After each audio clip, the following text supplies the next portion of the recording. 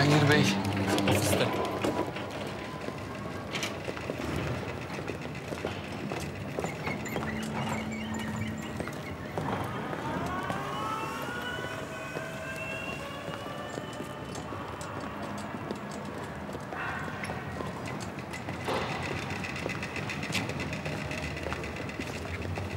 Selamünaleyküm.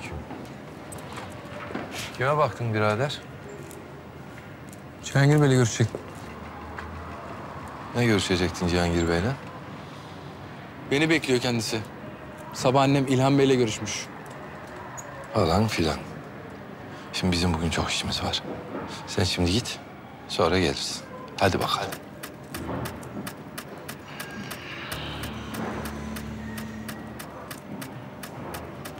Bak kardeş, sen tam nerelisin, toprağım diye sorulacak bir adama benziyorsun. Benim Cihangir'le görüşmem lazım. Sen şimdi bunu anlamadın ya, potansiyelin gereği de pek anlayacak gibi durmuyorsun.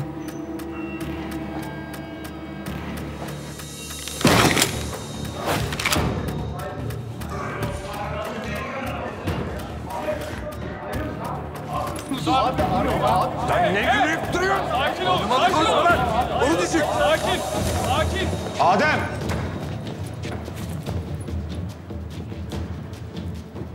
Ne oluyor? Ya ne olacak abi? Bu dallama illa seninle konuşacakmış. Cihangir sen misin? Sen kimsin? Kaan Karabulut.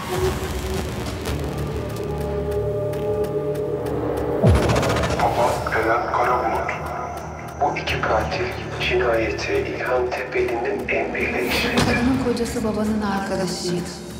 Eren Karabulut. Hümeyra. Oğluna iş arıyor. Cihangir yardımcı olur. İlgilenir dedik.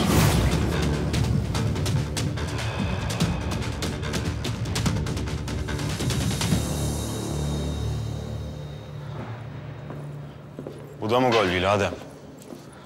Buyur abi, anlamadım. Bakalım nereye varacak. Tamam, dağılın.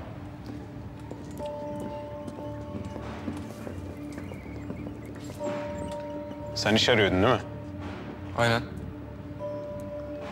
Silahtan anlar mısın? Anlarım. Tamam. Çıkar ceketini ver bana. Ne örüyorsun abi? Giy şunu.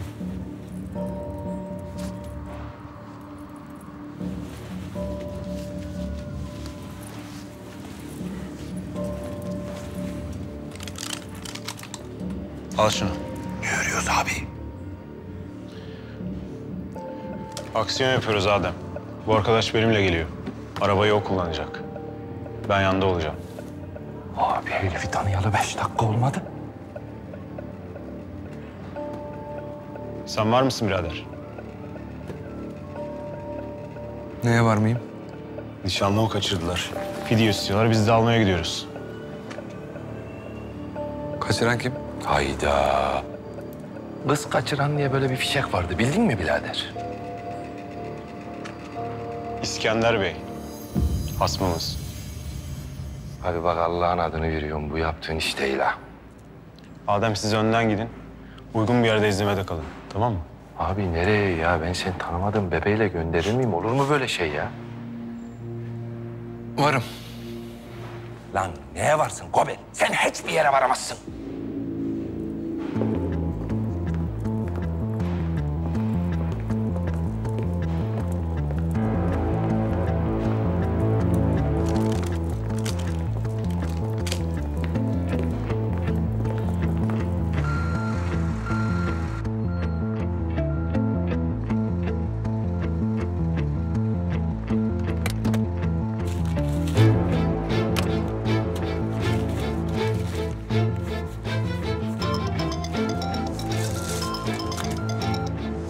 Amirim, Bahar, ne yaptınız? deponun önündeyiz amirim. Kaan içeri girdi, ben bekliyorum. Hah, şimdi çıktı birileri. Amirim, Kaan da çıktı, Cihangir var yanında, takipteyim. Yok yok, dur, takip etme, bugün değil. Adamlar sınıyor olabilirler, fark edilebilirsin. Bırak oğlan işini bildiği gibi halletsin. Yolumuz uzun. Anladın mı? Kaan'ı diyorum. Tamam amirim. Dediğiniz gibi yapıyorum.